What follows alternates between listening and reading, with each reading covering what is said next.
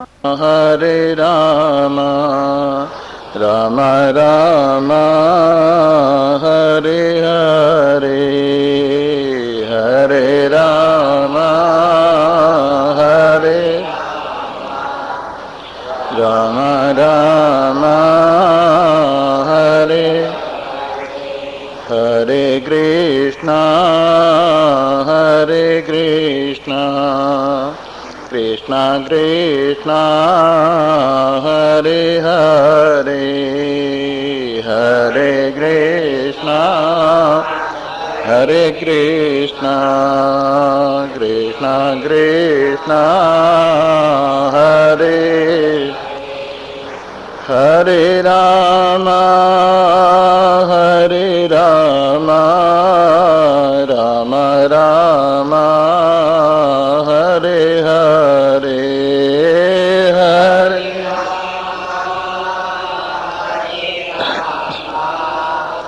राम राम हरे हरे कृष्णा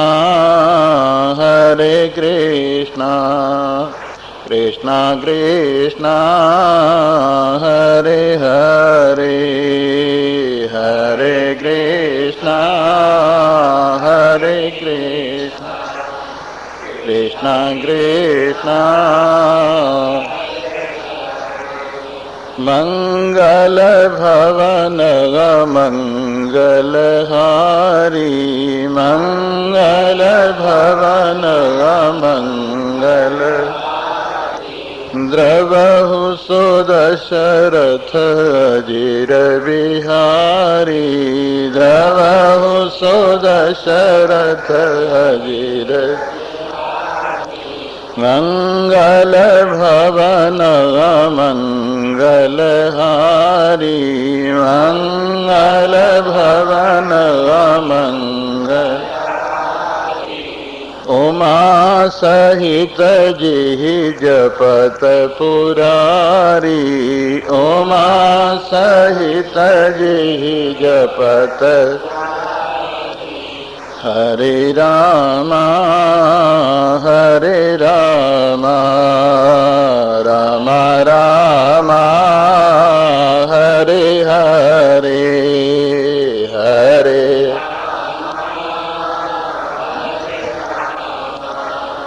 राम राम हरे हरे कृष्णा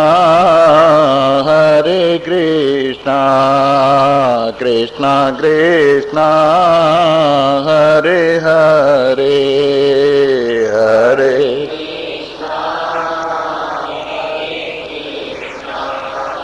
कृष्णा कृष्णा अब प्रभु कृपा करहु एहि भांति अब प्रभु कृपा करहु एहि सब तजि भजन करो दिन राति सब तजि भजन करो दिन सीताराम चरण रति मोरे सीताराम चरण रति अनुदिन बढ़वै अनुग्रह तोरे अनुदिन बढ़वै अनुग्रह हरे राम राम राम हरे हरे हरे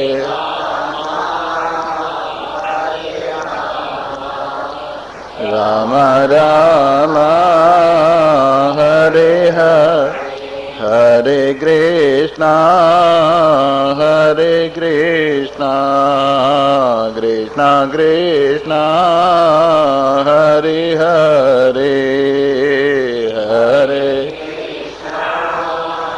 हरे कृष्णा कृष्णा कृष्णा उमा कहूँ मैं अनुभव अपना, उमा कहूँ मैं अनुभव। सत हरि भजन जगत सब सपना, सत हरि भजन जगत सब। राम भजन बिन सुनहु खगीशा, राम भजन बिन सुनहु। मिटहि न जीवन केरि कलेशा, मिटहि न जीवन केरि। तरहि न बिनसे ये मम स्वामी, तरहि न बिनसे ये मम। राम नमामि नमामि नमामि, राम नमामि नमामि। हरे राम हरे राम, राम राम हरे हरे, हरे राम।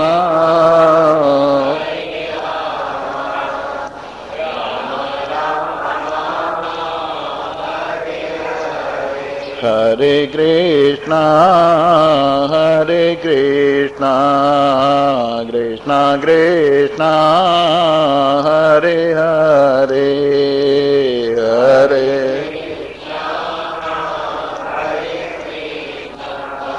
कृष्णा कृष्णा। उल्टा नाम जपत जग जाना, उल्टा नाम जपत जग। वाल्मीक भय ब्रह्म समाना, वाल्मीक भय ब्रह्म। कहो कहाँ लगी नाम बड़ाई, कहो कहाँ लगी नाम। राम न सकहि नाम गुण गाई, राम न सकहि नाम गुण। कलयुग केवल नाम आधारा, कलयुग केवल। सुमिर सुमिर नर उतरहि पारा, सुमिर सुमिर नर उतरहि।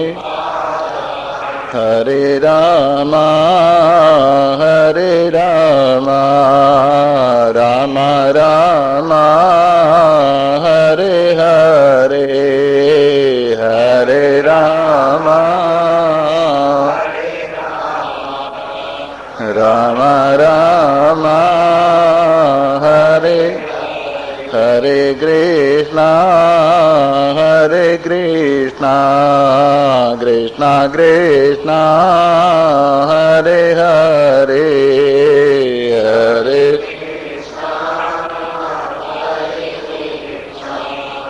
कृष्णा कृष्णा। राम कथा सुंदर करतारी, राम कथा सुंदर कर। संशय बिहग उड़ावन हारी, संशय बिहग उड़ावन। राम कथा शशि किरण समाना, राम कथा शशि किरण। संत चकोर करहि जिहि पाना, संत चकोर करहि जिहि। राम कथा के ते अधिकारी, राम कथा के थे जिन कहे सतसंगति अति प्यारी, जिन कहे सतसंगति अति। हरे रामा राम रामा हरे हरे, हरे राम राम राम हरे हरे कृष्णा कृष्णा कृष्णा हरे हरे, हरे कृष्णा कृष्णा पामदेव एहि मार्ग सोई, पामदेव एहि मार्ग जापे कृपा राम की होई, जापे कृपा राम की। तुम्हारी कृपा तुम्हि रघुनंदन, तुम्हारी कृपा तुम्हि रघु। जानिए भगत भगत और चंदन, जानिए जाने वही जेहि देहु जनाई, जाने वही जेहि देहु। जानत तुम्हि होई जाई, जानत तुम्हि होई। हरे रामा राम राम हरे हरे, हरे राम राम हरे हरे कृष्णा कृष्णा कृष्णा हरे हरे, हरे कृष्णा कृष्णा कृष्णा। बोलो कृष्ण भगवान की जय, सियावर रामचंद्र महाराज की जय, उमापति महादेव की।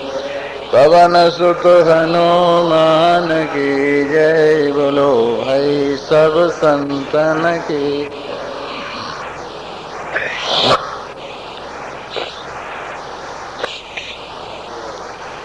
गोविंदाय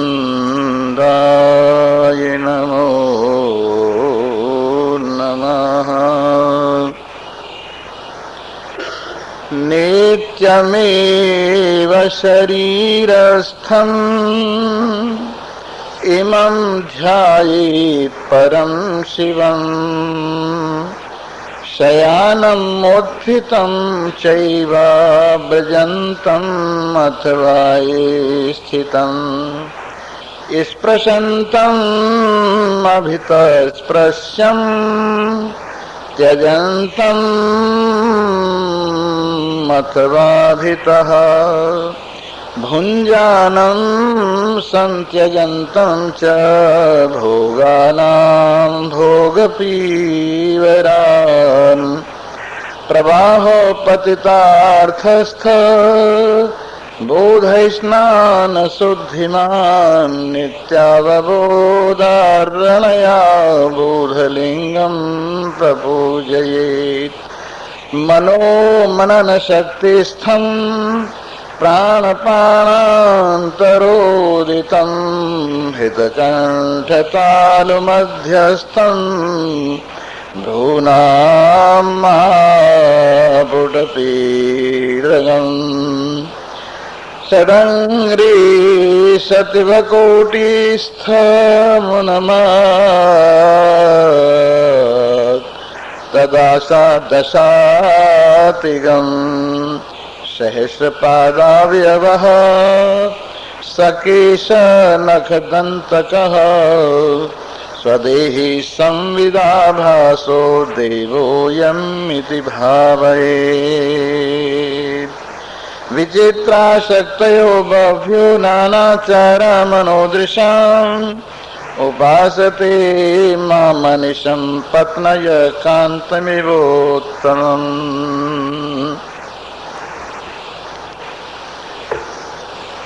उपस्थित भाग्यवान श्रोता वृंद,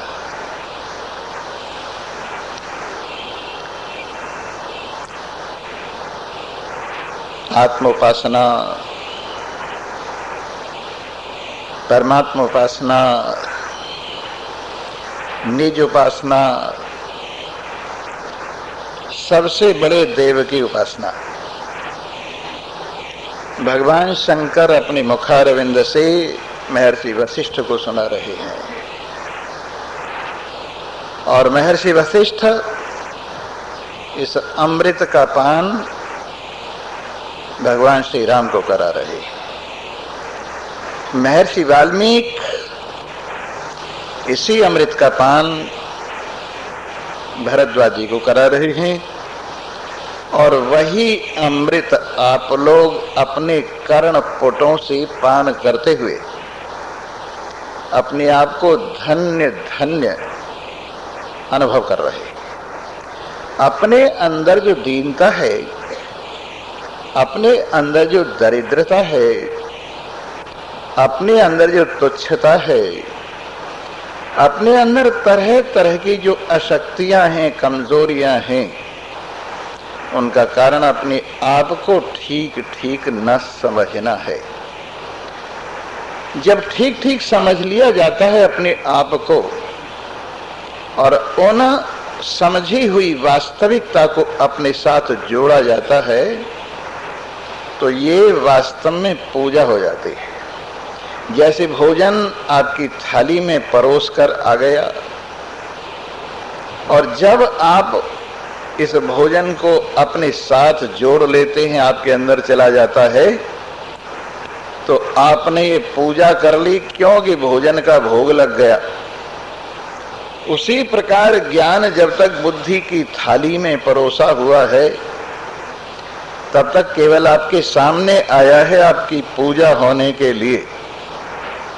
लेकिन जब ये ज्ञान आपके अंदर आपके आत्माकार वृत्ति से उपस्थित होता है, तो समझ लीजिए कि आपका भोग लग गया और आपने ज्ञान के माध्यम से अपनी पूजा कर ली। जब आप ज्ञान के माध्यम से अपनी पूजा करते हैं, तो अपने आप में महसूस करते हैं कि मेरा मृत्यु से संबंध नहीं है।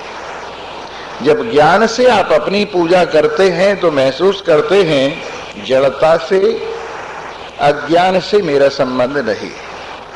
जब आप महसूस करते हैं, पूजा करते हैं अपनी ज्ञान से, तो महसूस करते हैं कि दुख से, क्लेश से, कष्ट से मेरा संबंध नहीं। जब आप पूजा करते हैं ज्ञान से अपने आप की, तो अपने आप में निर्विकारता अनुभव करते हैं और सतोगुण, रजोगुण, तमोगुण तीनों प्रकार के विकारों को माया मात्र समझकर अपनी पूजा में उपस्थिति उनकी अनुभव करते हुए उनको सेवक रूप से स्वीकार करते हैं। जिस समय सतोगुण ज्ञानेन्द्रिय और अंतःकरण के रूप में आपके सामने उपस्थित होता है, और जिस समय रजोगुण प्राण और कर्मेंद्रियों के रूप में आपके सामने उपस्थित होता है, और जिस समय तमोगुण शरीर और संसार के रूप में आपके सन्मुख उपस्थित होता है, तो ये सब आपकी पूजा का सामान होता है। और इस तीनों गुणों के माध्यम से आप निर्गुण की पूजा होती है। याद रखें, गुण पूजा करते हैं निर्गुण की, आकार पूजा करता है निराकार की, नाम पूजा करते हैं बिना नाम की, और इस प्रकार से सब संसार पूजा करता है। जो संसार को धारण करते हुए असंगता में विराजमान संसार को छूता तक नहीं है, उसकी पूजा करता है। और आप जीवन में भी समझ लीजिए, जिस दिन आप पदार्थ से ऊपर उठ जाएंगे, पदार्थ की लालच आपके हृदय से चली जाएगी, तो वो पदार्थ आपकी पूजा का सामान हो जाएगा, आप उसके गुलाम नहीं रहेंगे। जैसे धन का कोई गुलाम है, लोभी है, तो धन उसकी पूजा नहीं करता है, बल्कि धन की वो गुलामी करता है और धन उसका मालिक होता है और धन की वो पूजा करता है। लेकिन जिस दिन धन की इच्छा अपने हृदय से निकल जाती है और निर्लोभता विराजमान होती है, अपने आप में परिपूर्णता महसूस होती है, तो धन आपकी पूजा करने वाला हो जाता है, आपका चरण सेवक हो जाता है। उसी प्रकार से जितनी भी संसार की वस्तु हैं, चाहे वो आपकी इज्जत आबरू से संबंध रखने वाली हैं, चाहे वो आपके शरीर से संबंध रखने वाली हैं, चाहे वो आपकी संतान से संबंध रखने वाली हैं, जितनी भी वस्तु हैं, जब जब आप उनकी इच्छा करते हैं, जब जब उनकी लालच आपके हृदय में होती है, जब जब उनको अपने सिर पर रख लेते हैं और जब जब उनका चिंतन करते हैं, वो सब आपके स्वामी हो जाते हैं और आप उनकी पूजा करते हैं, वो आपकी पूजा नहीं करते। लेकिन जिस दिन उनको आप अपना गुलाम समझते हैं, सेवक समझते हैं और समझते हैं ये मेरे अधीन है, मैं उनके अधीन नहीं। भोग सबके सब जड़ हैं, उनकी महिमा भोक्ता की वजह से है। अगर भोक्ता न होवे तो भोगी की धेले भर महिमा नहीं है। इसलिए भोक्ता कौन, आप अपने आप को भोक्ता समझते हैं तो भोगों को महिमा देते। लेकिन भोक्तृत्व भाव अपने आप से एक तरफ कर दीजिए, भोग आपके सेवक हो जाएंगे। और याद रखिए इस बात को, दूर रहती थी ये दुनिया जब तलब करते थे हम, जब से हमने इसको छोड़ा बेकरार आने को है। जब तक हम इसकी इच्छा करते थे संसार की, तब तक ये दूर रहता था और हमसे दूर भागता था। लेकिन जब से हमने अपने आप में परिपूर्णता अनुभव की है, जब से हमने अपने आप में संपूर्णता अनुभव की है, जब से अब संसार बाहर से भी हमारी पूजा कर रहा है और अंदर से भी हमारी पूजा कर रहा है, सब ओर से हमारी पूजा हो रही है। किसकी पूजा हो रही है? जो अपने आप में विराजमान हो गया है, जो अपने स्वरूप में उपस्थित हो गया है, जो अपनी महिमा को जानने वाला हो गया है, उसकी सर्वत्र पूजा होती है। आइए इस अपनी महिमा को जो सदा नित्य है, कहीं से लाई नहीं जाती, ये सच्ची बादशाहत, जिसके लिए कहा है चाह गई चिंता मिटी मनुआ बेपरवाह, जिनको कछु न चाहिए वो शाहन के शाह। चाह गई चिंता मिटी, जिस दिन हृदय से चाह इच्छा निकल जाती है तो चिंता भी मिट जाती है। चिंता की माँ कौन है? इच्छा है। और अगर इच्छा न हो तो चिंता कहाँ से जन्मेगी? इसलिए चाह गई चिंता मिटी मनुआ बेपरवाह, और जब चिंता ही नहीं रही तो मनुआ निश्चिंत हो जाता है, लापरवाह हो जाता है। चाह गई चिंता मिटी मनुआ बेपरवाह, जिनको कछु न चाहिए वो शान के शाह। जो अंदर से अपने आप में संतुष्ट हैं, अपने आप में तृप्त हैं, आत्मरतिवान हैं, वो शहंशाह हैं और बाकी सब तो गुलामी भर रहे हैं। इसलिए इस गुलामी से अपने आप को आजाद कर लीजिए। आजादी किसको अच्छी नहीं लगती है? जब बच्चे स्कूल से छुट्टी पाते हैं और उनको आजादी मिलती है तो कूदते चले जाते हैं। और जिस वक्त स्कूल में जाते हैं और बस्ता अपने कंधे पर रखा होता है कितना भारी, उस वक्त दुखी होते हुए जाते हैं, सोचते हैं कहाँ फंस गए, हे भगवान हमें आजादी दो।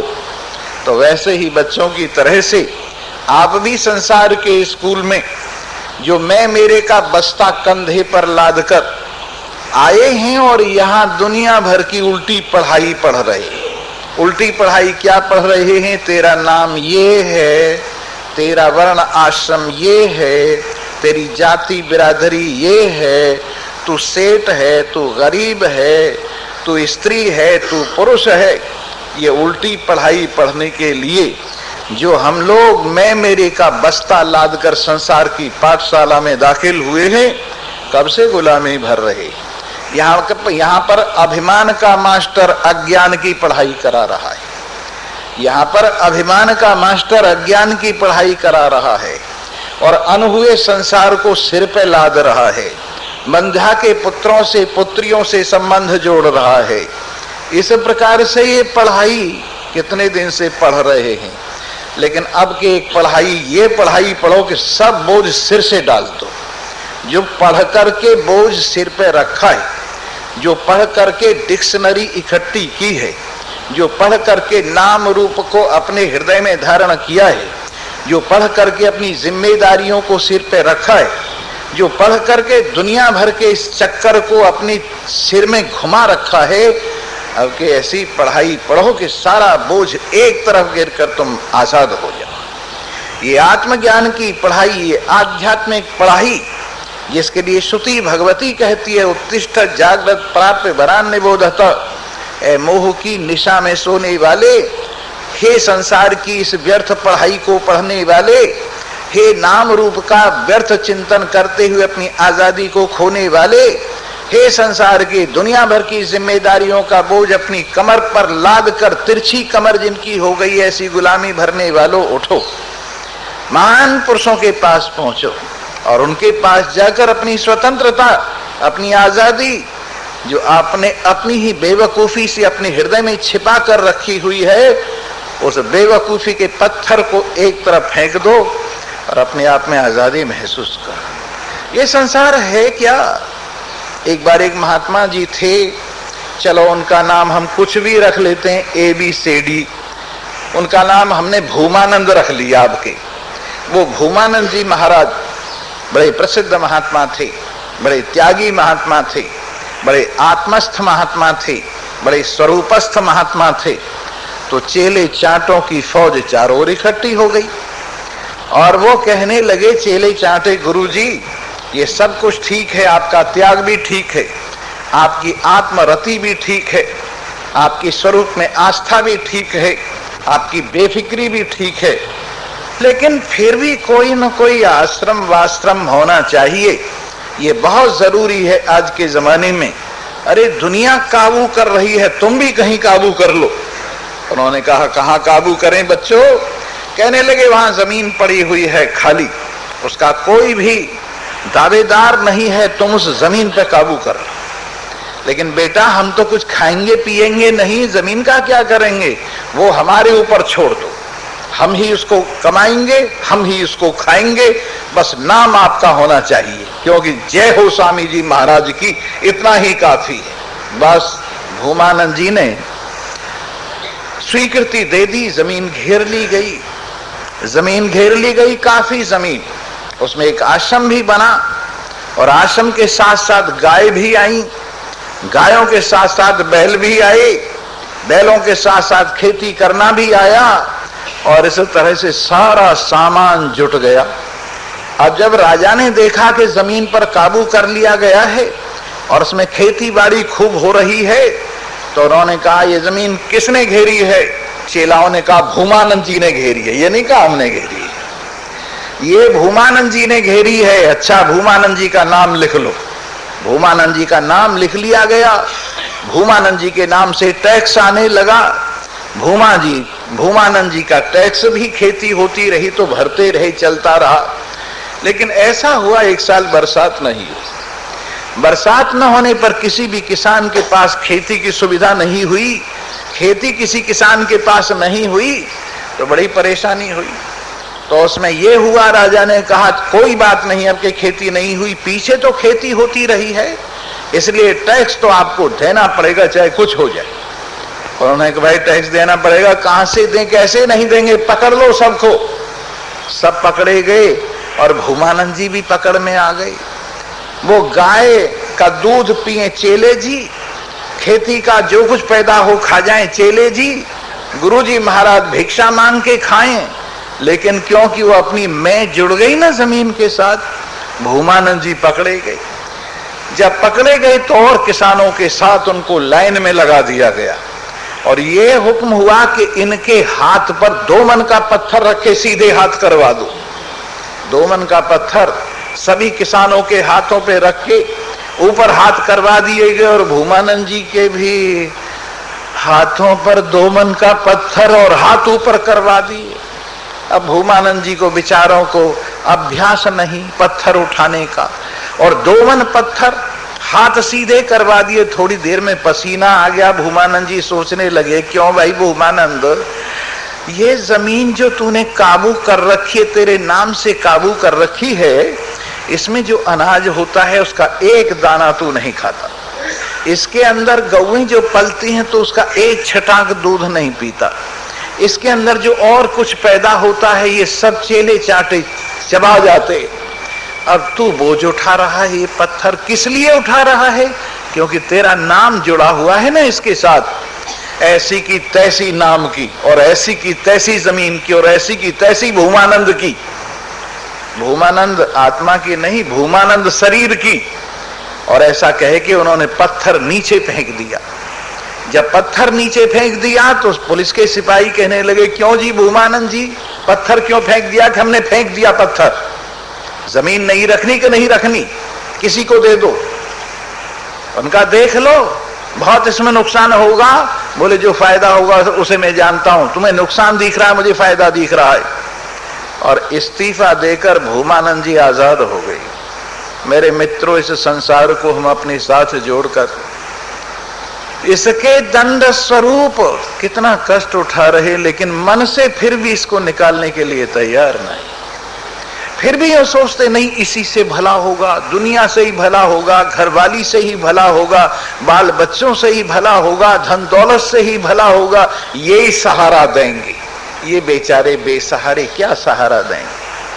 अरे सहारा देने वाला तुम्हारे साथ है, सहारा देने वाला तुम्हारा आत्मदेव है, सहारा देने वाला सच्चिदानंद ब्रह्म है, सहारा देने वाला तुम स्वयमेव स्वयं हो कि सहारे की तलाश कर रहे हो। हे सबके सहारे, हे सूरज चांद सितारों के सहारे, हे धरती पाताल आकाश के सितारे, सहारे तुम किसका सहारा ढूंढ रहे हो? अपनी महिमा को समझो।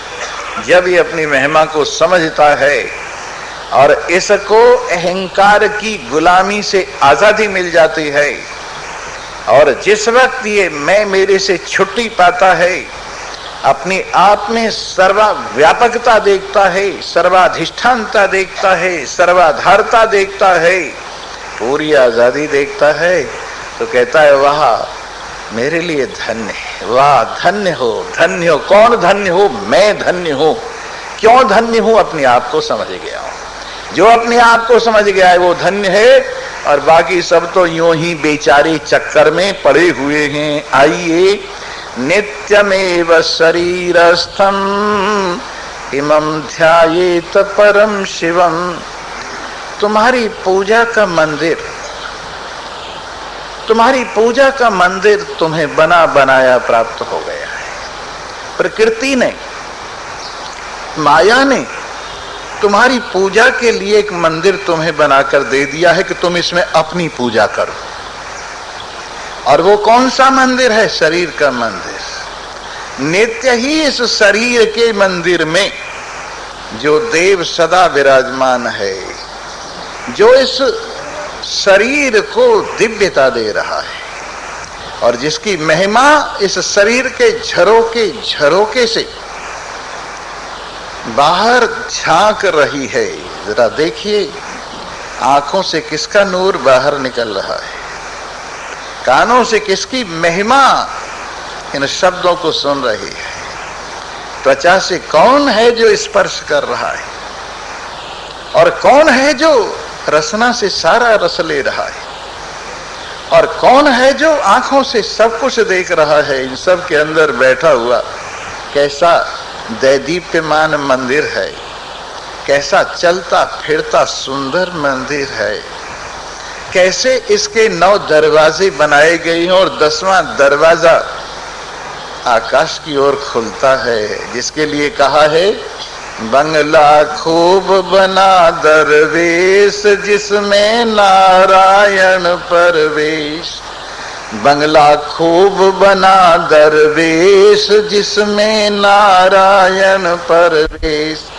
इस बंगले के 9 दरवाजे बीच पवन का खंबा, इस बंगले के 9 दरवाजे बीच पवन का खंबा, आता जाता किसी ने न देखा, देखो महा अचंबा। बंगला खूब बना दरवेश, जिसमें नारायण परवेश। बंगला खूब बना दरवेश, जिसमें नारायण परवेश। इस बंगले में पातर नाचे, मनवा ताल लगावे। पातर कौन? बुद्धि रूपी नित्य का नाच कर रही है। इस बंगले में पातर नाचे, मनुआ ताल लगावे। और सुरत निरत के बाद घूंघरू, राग 3600 गावे। बंगला खूब बना दरवेश, जिसमें नारायण परवेश। बंगला खूब बना दरवेश, जिसमें नारायण परवेश। ये बंगला, ये शरीर का बंगला, क्या इसमें से भगवान आपको दिखाई नहीं दे रहे हैं? अपने में देखो, दूसरे शरीर में देखो, क्या इसमें से भगवान की महिमा झांकती हुई नजर नहीं आ रही है? शरीर जिसमें कल्पित है, पर शरीर में जो सत्य है, शरीर जिसमें माना हुआ है, पर जो शरीर को धारण करने वाला है, नित्यमेव शरीरस्थम इमं ध्यायेत परम शिवम। इस शरीर को धारण करने वाले को, इन शरीरों के दैदीप्यमान करने वालों को, इस शरीर की जड़ता का अपहरण करने वाले को, इसमें दिव्यता प्रदान करने वाले को, इसमें शिवता प्रदान करने वाले को हर समय अनुभव करे, सोते हुए इसमें देखे। ये शरीर सो गया, किसने सुला दिया इसको? किसकी वजह से सो गया? किसकी गोद में सो गया? कौन इसकी थकावट दूर कर देता है? तो सोते हुए अनुभव करे इसमें परमात्मा को, अपने आत्मा को। चलते हुए शरीर कैसे चल रहा है? कौन इसको चला रहा है? कोई ना कोई है ना। एक गुरुजी और एक चेले जी थे, तो वो गुरुजी कहने लगे, बेटा जानकर शांति मिलती है, बिना जाने चैन नहीं मिलता है। परमात्मा को जानो, आत्मा को जानो, चैन ही चैन है, आनंद ही आनंद है। गुरुजी बेकार की बात है, हमारी समझ में तो ये कथा वथा आती नहीं। और खास तौर से ये तुम्हारा वेदांत आत्मज्ञान, इसमें तो धेले भर पल्ला नहीं पड़ता। अब बताओ जी, तू ब्रह्म है, तू ब्रह्म है, मैं ब्रह्म हूं, फला ब्रह्म है, ये ब्रह्म है, वो ब्रह्म है। कुछ बात हुई, कोई राजा हो, कोई रानी हो, कोई महल हो, कोई भोग हो, कोई गाने बजाने हो, वो तो कुछ बात भी है। इस आत्मा को जानो। अरे जाने की क्या जरूरत है? क्यों झक मारी जाए? सुबह सुबह उठो और कथा सुनने के लिए जाओ। कहने लगे, बेटा बिना जाने चैन नहीं मिलता। नहीं गुरुजी, मेरी समझ में ये बात नहीं आती। गुरुजी ने कहा, अच्छा अब तेरा मूड नहीं, फिर समझा दूंगा, उसमें क्या है। कोई जरूरी थोड़ा ही कि जब लड़का पढ़ना न चाहे तो जबरदस्ती पढ़ाओ, जब पढ़ना न चाहे तो खेलने के लिए छोड़ दो, और जब मूड होवे फिर पढ़ाना शुरू कर दो। आखिर पढ़ाना तो है ही। वैसे ही मन का लड़का है, कई बार ही नहीं पढ़ना चाहता, कई बार कथा सुनना नहीं चाहता, कई बार यहाँ आना नहीं चाहता, तो कोई बात नहीं है, एक आध दिन छुट्टी कर दो, फिर इसको ले आओ। बेटा यही जगह है, देखो चलो वहां गोलियां, मीठी गोलियां मिल रही, चलो वहां पे लड्डू मिल रहे, स्वामी जी प्रसाद जरूर देंगे, चलो तो सही तुम। तो इस प्रकार से उन्होंने कहा, बेटा जब मूड होगा तब समझाएंगे। तो उन्होंने क्या किया, एक डब्बा और उसमें चूहिया बंद कर दी और कहा, लो बेटा ये जो है ना, तुम हमारे जो परम प्रेमी आत्मानंद जी हैं उनको तुम भेंट दे आओ, लेकिन ध्यान रखना इसको खोल के मत देखना। ना जी गुरुजी, मेरा क्या मतलब है खोल के देखने का, मैं तो ले जाऊंगा। हाँ ले जा। डब्बा उठाया, चूहिया उसमें फुदक फुदक कर रही थी। उन्होंने सोचा क्या चक्कर है इसमें, कौन कूद फांद कर रहा है। कहने लगे, खोल के देख लेता हूं, पर गुरुजी ने मना किया था और मैंने भी कह दिया था कि नहीं देखूंगा। पर फिर वो फुदक फुदक सुनाई दी। गुरुजी कौन से देख रहे हैं, चुपके से देख लेना, झाड़ के पीछे जाके। वो झाड़ के पीछे बैठ के डब्बा खोल दिया। डब्बा खोलते ही चूहिया छलांग मार गई, झाड़ में चली गई। अब तो बड़ी मुश्किल हुई, भेंट भी नहीं रही। सोचा चलो गुरुजी से माफी मांग लेंगे, आत्मानंद जी के पास जाके क्या करें, भेंट तो खो गई। वापस आए, कहने लगे क्या हुआ भाई, वो भेंट दे आए तुम? अजी गुरु जी महाराज बड़ी गड़बड़ हो गई, ये खाली डब्बा है। क्यों खाली डब्बा क्यों है, मैंने तो भरा हुआ दिया था। कहने लगे इसमें से भेंट निकल के भाग गई। भेंट निकल के कैसे भाग गई? कह जी मैंने डब्बा खोल दिया। क्यों? बस मैं देखना चाहता था इस डब्बे में क्या है। अब तूने मना किया था, देखने की क्या जरूरत है, मैंने भी मना किया था देखना मत। क्यों देखा तूने? गुरुजी बिना देखे वो फुदक फुदक जो हो रही थी ना, वो हृदय के अंदर फुदक फुदक कर रही थी कि देख जरूर इसमें कुछ ना कुछ है। तो अब आप सोचिए शरीर के डब्बे में कौन सी चूहिया फुदक फुदक कर रही है, आपको देखने की इच्छा नहीं होती इसे? ये जो शरीर के डब्बे में चूहिया फुदक फुदक कर रही है, अरे डब्बा खोल के देख लो, भागेगी नहीं, ये किसी झाड़ में नहीं जाएगी, क्योंकि सर्वव्यापक है। ये कहीं आने जाने वाली नहीं है चूहिया, शरीर डब्बा आने जाने वाला है, परंतु इसमें रहने वाला कहीं आता जाता नहीं। मेरे मित्रों एक बात और मैं बताऊं आपको, देखिए अगर गाड़ी छोटी हो, ड्राइवर बड़ा हो, समझना मेरी बात को, गाड़ी छोटी हो और ड्राइवर बड़ा हो तो वो गाड़ी असली होती है कि खिलौना होता है? ड्राइवर बड़ा हो और गाड़ी छोटी हो। बच्चों की गाड़ी देखो तुम, बच्चे चलाते हैं उसको, पर उसमें बैठते नहीं, चलाते हैं। तो गाड़ी कैसी है? खिलौना है, क्योंकि गाड़ी छोटी, ड्राइवर बड़ा, इसलिए गाड़ी क्या है? खिलौना। वैसे ही संसार की गाड़ी और इसको चलाने वाला परमात्मा, परमात्मा बड़ा है कि संसार बड़ा है? कोई नहीं बोलेगा, वो यूं समझते हैं कि नहीं परमात्मा छोटा है क्योंकि इसमें बैठा हुआ है। अरे बैठा हुआ भी और बाहर भी तो है ना, पूरा कहाँ आया है? इस शरीर में पूरा आ गया है भगवान।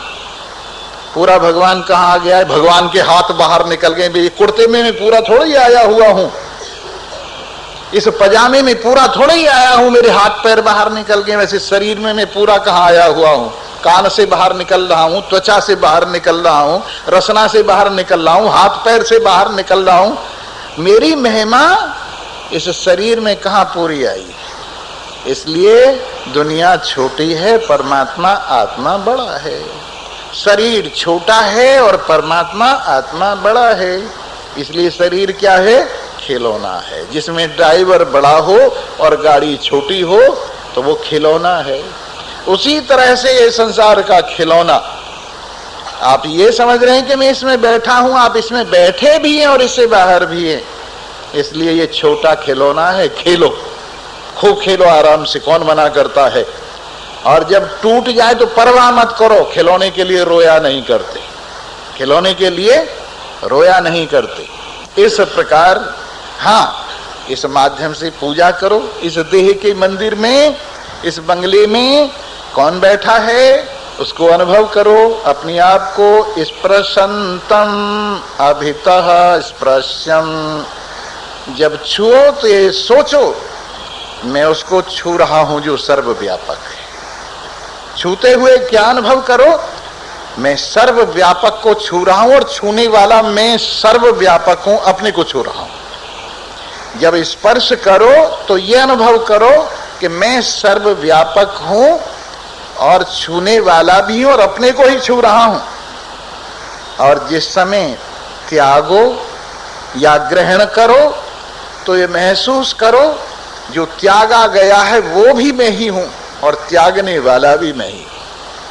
जो पकड़ा गया है पकड़ने वाला भी मैं ही हूं और जो पकड़ा गया है वो भी मैं ही हूं। भुंजानम संत्यजंतम च, भोग लगाते हुए और त्यागते हुए समस्त भोक्ताओं को, समस्त भोगों को और भोजन को, इन तीनों को अपने आप में कल्पित अनुभव करते हुए समझो भोक्ता भाव से मेरी पूजा हो रही है। भोक्ता के माध्यम से भोग मेरी पूजा कर रहा है और भोजन के माध्यम से मेरी पूजा हो रही है। इस प्रकार बड़े बड़े भोग, छोटे छोटे भोग, कई तरह के फूल होते हैं, कुछ बड़े फूल, कोई छोटे फूल, उन सब से मेरी पूजा हो रही है। प्रवाह पतितार्थस्थ सबोधा स्नान शुद्धिमान नित्यावबोधरणया बोधलिंगम प्रपूजयेत। जो कुछ भी प्रारब्ध से, कल भी हम ये बता रहे थे, प्रारब्ध के अनुसार जो कुछ भी आता जाए उस सब से अपनी पूजा महसूस करो कि पूजा हो रही है। अपनी ज्ञान शक्ति, अपनी आत्माकार वृत्ति के माध्यम से अपने आप में, कल बताए थे, शुद्धि करो अपनी। कैसे शुद्धि करो? मैं शरीर हूं ये अशुद्धि है, और मैं शरीर नहीं हूं ये शुद्धि है। मैं ज्ञानेंद्रियां हूं ये अशुद्धि है, मैं ज्ञानेंद्रियां नहीं हूं ये शुद्धि है। मैं कर्मेंद्रियां हूं ये अशुद्धि है, मैं कर्मेंद्रियां नहीं हूं ये शुद्धि है। मैं प्राण अंतःकरण हूं ये अशुद्धि है, मैं प्राण अंतःकरण नहीं हूं ये शुद्धि है। आपने घड़े यानी घोड़े और गधे देखे हैं? देख लेना आपके, उनमें एक बात होती है खास, घोड़ों में और गधों में। वो जब थक जाते हैं तो जमीन पर लेटते, थकान मिटाने के लिए क्या करते हैं? जमीन पर लेटते, खूब रेत में लुटी लगाते, और फिर इसके बाद जब खड़े हो जाते हैं तो उस धूल को झाड़ते। तो दो प्रक्रियाएं उनके पास हुई, एक लुटी एक फड़फड़ी। क्या हुई? एक लुटी और एक फड़फड़ी। लुटी क्या है? धूली में लेटना, और फड़फड़ी क्या है? उसको झाड़ देना। तो लुटी तो तुम्हें आती है। लुटी कैसे आती है? जहां जाते हो वहीं लेट जाते हो। ये धन दौलत मेरा है, ये बाल बच्चे मेरे हैं, ये इज्जत आबरू मेरी है, दुनिया का माल मेरा है, पड़ोसियों का भी मेरा है। समझे ना? ऐसे लोग हैं, अपनी भी खा जाऊं और तेरी भी खा जाऊं तो क्या दे? मैं अपनी भी खा जाऊं और तेरी भी खा जाऊं तो क्या दे? तो इस तरह से हमें लुटी लगाने की बड़ी आदत है। धूल में लुटी लगाते हैं, परंतु लुटी लगाना तो तुम जानते हो, पर इस धूल को झाड़ना नहीं आता, फड़फड़ी नहीं आती। ये फड़फड़ी हम तुम्हें बताते हैं। जिस समय लुटी से धूल ऊपर चढ़ जाए, खड़े हो जाओ फिर, और खड़े होकर जोर से झाड़ो शरीर को। उससे क्या होगा? लगी हुई धूल नीचे गिर जाएगी, ये फड़फड़ी है। वैसे ही मन को जब लुटी से संसार की थोड़ी बहुत धूल लग जाए ना, तो कथा में आओ और स्वामी जी की कथा सुनो और फड़फड़ी मारो। चिदानंद रूप शिवो हम शिवो मनोबुद्धि अहंकार चित्तानि ना हम। मैं मन बुद्धि चित्त अहंकार नहीं, मनोबुद्धि अहंकार चित्तानि ना हम। न च श्रोत्र जिह्वे न च घ्राण नेत्रे न च व्योम भूमि न तेजो न वायु चिदानंद रूप शिवो हम शिवम। ये फड़फड़ी है, इसका नाम क्या है? फड़फड़ी है। सब मन वजरा इधर उधर गिर जाएंगे और ताजापन महसूस करोगे। हाँ, मजा आ गया। क्यों मजा आ गया? मन के चक्कर से बच गया, बुद्धि चित्त अहंकार के बोझ से बच गया, पांचों ज्ञानेंद्रियों की गुलामी से बच गया। और जब सचमुच बच जाते हैं ना आप समझकर, तो आनंद आ जाता है। आनंद कहां से लाना है? आप में आनंद मौजूद है, आप आनंद स्वरूप हैं। इस प्रकार नित्यावबोध अर्हणया बोध लिंगम प्रपूजयेत। अपनी ज्ञान से शुद्धि करते हुए, अपने स्वरूप बोध से सब अशुद्धियों को हटाते हुए, अपने स्वरूप बोध से सब प्रकार के मैल को हटाते हुए, इस नित्य ज्ञान शक्ति के माध्यम से, इस नित्य ज्ञान के सामान से, बोधलिंगम जिसकी मूर्ति ही बोध है, शरीर के मंदिर में जो ज्ञान रूप मूर्ति है, शरीर के मंदिर में जो ज्ञान रूपी मूर्ति है, कैसे अनुभव उसका होता है? मैं शब्द को जानता हूं, ये शब्द अनुकूल है, ये प्रतिकूल है। मैं स्पर्श को जानता हूं, ये स्पर्श अनुकूल है, ये प्रतिकूल है। मैं रूप को जानता हूं, ये रूप अनुकूल है, ये प्रतिकूल है। मैं रस को जानता हूं, ये अनुकूल है, ये प्रतिकूल है। मैं गंध को जानता हूं, ये अनुकूल है, ये प्रतिकूल है। मैं सुख को जानता हूं, दुख को जानता हूं, लाभ को जानता हूं, हानि को जानता हूं, यश को जानता हूं, अपयश को जानता हूं। ये जानने वाला कौन है? यही तो ज्ञान स्वरूप है। इसकी मूर्ति क्या है? यही जो कभी चाहता है तो जान लेता, नहीं तो सो जाता है, कई बार सो भी जाता है। पर ये सोता है ना, अपने आप से नहीं सोता है, सिर्फ क्या करता है? पर्दा कर लेता है। जब पर्दा कर लेता है तो लगता है सो गया है, जैसे आंख बंद कर ली, अंदर से थोड़ी सोया है, बाहर से सो गया है। बाहर से आंखें बंद कर ली। बुर्का वाली तुम्हें ख्याल है देख नहीं रही है? तुम ये समझ रहे हो कि बुर्का डाल लिया इसलिए नहीं देख रही होगी। बुर्के वाली ज्यादा देख रही है। जो कम बुर्के वाली है वो जरा कम देखती है, क्योंकि उनको डर है कि हमारा दिखना दिखता है, हमारा देखना दिखता है। पर बुर्के वाली क्योंकि उसका देखना दिखता नहीं है ना, तो वो बड़े जोर से देखती है। तो वैसे ही जब तुम सो जाते हो, ये बुर्का नीचे कर लेते हो, तो इसका मतलब है तुम्हारी ज्ञान शक्ति कहीं चली गई है, तब ज्यादा देखती है संसार, कहीं नहीं। निद्रा में क्या देखती है? संसार कहीं नहीं। इसकी ज्ञान शक्ति उस समय ज्यादा होती है, और जिस समय पर्दा उघाड़ देती है तब देखने में जरा हिसाब किताब सा रखना है, किसको देखूं और किसको न देखूं।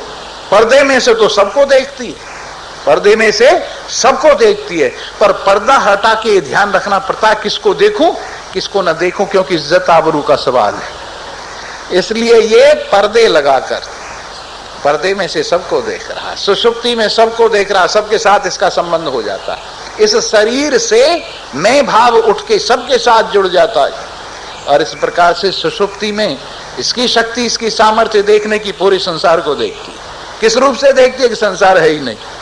संसार को किस रूप से देखती है? कि संसार है ही नहीं। इस प्रकार से ये सदा ज्ञान स्वरूप जिसकी मूर्ति ही ज्ञान है, उस ज्ञान स्वरूप परमात्मा को ज्ञान से ही पूजा करो। ज्ञान स्वरूप परमात्मा की पूजा ज्ञान से ही करो। कौन से ज्ञान से करो? आत्मज्ञान से ही करो। आत्मज्ञान से ज्ञान स्वरूप परमात्मा की, अपनी आत्मा की जब पूजा होती है तो प्रसन्नता आती है। ये आपको पता लग जाएगा भगवान जी खुश हो रहे हैं कि नहीं हो रहे। जो मैं तुम्हारे में भगवान की पूजा कर रहा हूं कथा के माध्यम से, ये क्या हो रहा है? तुम्हारी पूजा हो रही है कथा से। जैसे स्तोत्रों से पूजा वेद करता है ना, उसी तरह से कथा से मैं तुम्हारी पूजा कर रहा हूं। अगर ये पूजा तुम तक पहुंच रही है और तुम समझ रहे हो, तो मेरी पूजा से खुश नहीं हो रहे तुम लोग? जिनकी समझ में नहीं आई वो नाराज हो रहे होंगे। कई पूजा से नाराज भी हो जाते हैं, पूजा करने से कई नाराज भी हो जाते हैं। कौन से लोग नाराज हो जाते हैं? जिनको ये समझ में नहीं आता है मेरा पूजन हो रहा है, वो यूं समझते हैं स्वामी जी गप्प मार रहे हैं। स्वामी जी क्यों? जब ये कहते हैं तू सच्चिदानंद ब्रह्म, ये संभव नहीं है। जब ये कहते तू संसार भर का मालिक है, ये हो ही नहीं सकता। जब ये कहते हैं कि संसार है ही नहीं, ये हो ही नहीं सकता। बाल बच्चे मिथ्या ही बात हो ही नहीं सकती, घर मिथ्या ही बात हो ही नहीं सकती। तो स्वामी जी की बात जिनकी समझ में नहीं आती, उनको पूजा महसूस नहीं होती।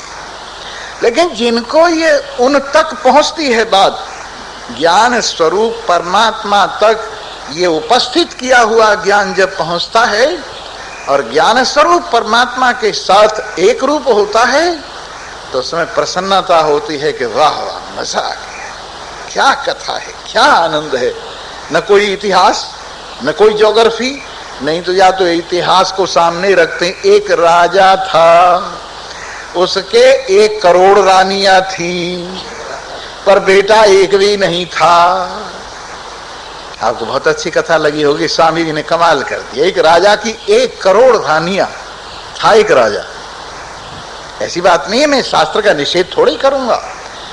वो राजा चित्रकेतु नाम का राजा, उसकी 1 करोड़ रानियां, पर बेटा एक भी नहीं। वो कौन सा राजा? तुम सब वही राजा बैठे हुए। ये रानियां कौन सी हैं? तरह तरह की इच्छाएं ये रानियां हैं, तरह तरह की वासनाएं ये रानियां हैं। करोड़ों रानियां हैं, पर ज्ञान का बेटा एक को भी नहीं प्राप्त हुआ। ज्ञान का बेटा एक को भी नहीं मिला। तो ये जो शास्त्र ने कहा है कि चित्रकेतु नाम का राजा था, ये पर्दे से कहा, आपकी समझ में नहीं है। आप सोचने लगे कोई कहीं और जगह का राजा होगा और उसकी 1 करोड़ रानियां जरूर कहीं न कहीं बैठी होंगी और उनके जरूर बच्चा हुआ नहीं होगा, समझे ना। परंतु उस कहानी का तात्पर्य क्या है? चित्रकेतु यही जीव है और इसकी इच्छाएं यही इसकी रानियां हैं। जब संतान नहीं हुई तो संतों के सामने जाकर रोया और कहा मेरे को संतान होनी चाहिए। तब संतों ने कृपा की, कहने लगे संतान तो हो जाएगी पर वो तेरे पास रहेगी नहीं, क्योंकि तेरे साथ में बुरी इच्छाएं ज्यादा जुड़ी हुई, तेरी रानियां बहुत खतरनाक हैं। और चित्रकेतु के लड़का हुआ और जिस रानी को नहीं हुआ था, एक रानी को ही तो हुआ, बाकी सब रानियों ने मिलके उस लड़के को जहर दे दिया और वो निबट गया। चित्रकेतु को बड़ा दुख हुआ और संसार का परित्याग कर दिया उसने। वैसे ही कई बार महान पुरुषों की कृपा से ज्ञान रूपी लड़का हो तो जाता है चित्रकेतु को, परंतु ये बुरी इच्छाएं उसका गला घोट देती हैं, उसको जहर दे देती हैं। इसलिए सब रानियों को हाथ जोड़ता है कि रानियों अब कृपा करो और जाओ, तुम सब आजाद हो और मेरी जान छोड़ो। जब चित्रकेतु सब छोड़ छाड़ के जंगल में चला गया तब चित्रकेतु को शांति प्राप्त हुई। सो ये कहानियां हम सुनते तो हैं पर कहानियों का अर्थ कहीं दूर लगाते हैं, अपने अंदर तक नहीं आने देते। लेकिन जब ये ज्ञान अपने अंदर आता है और अपने आप को छूता है तो उस वक्त प्रसन्नता होती है, क्योंकि ये ज्ञान स्वरूप परमात्मा देव जब नित्य ही इस आत्मज्ञान के माध्यम से पूजन इसका किया जाता है तो इसके अंदर प्रसन्नता होती है। मनो मनन शक्ति स्तम प्राणापानांतरोदितम। कल को हम और आपके सामने रखेंगे। कल को एक विशेष बात और है, कल को रामनवमी और कल की कथा विशेष रूप से हम रामायण के माध्यम से करेंगे। और आप लोग दुनिया भर का टेस्ट ले चुके हैं और महात्माओं से भी लेते रहते, हमारे को भी तुम टेस्ट करते रहते हो। टेस्ट भी करते हो और टेस्ट भी करते हो, दोनों काम करते हो तुम लोग क्या करते हो? महात्माओं का टेस्ट भी लेते हो और टेस्ट भी करते हो। इसलिए टेस्ट भी लेते हो और टेस्ट भी करते हो। कल को उस टेस्ट में देखो कितने पार उतरते हैं, पास होते हैं और कितना टेस्ट तुम्हारा ठीक बैठता है, ये तो कल ही आपको मालूम होगा। तो कल को रामायण के माध्यम से भगवान श्री राम जी का प्रकटन आपके सामने रखा जाएगा और जितने भी आए हैं और 2-2, 4-4 सब साथ लाएं कि कल को जो कथा हो रही है उसके अंदर बड़ी आसानी रहेगी, सरलता रहेगी, भगवान प्रकट होंगे। इसलिए अड़ोसी पड़ोसियों को, घर वालों को हाथ पैर जोड़ के लाना पड़े, चाहे आइए और कल को जरूर कथा सुनिए। इन्हीं शब्दों के साथ आज की कथा पर्यवसान को प्राप्त होती है। और भजन में जरूर सुनाऊंगा। भाई वो क्या करूं, मेरी आदत पड़ गई है कि भजन तो मैं सुना के ही छोड़ूंगा आपको।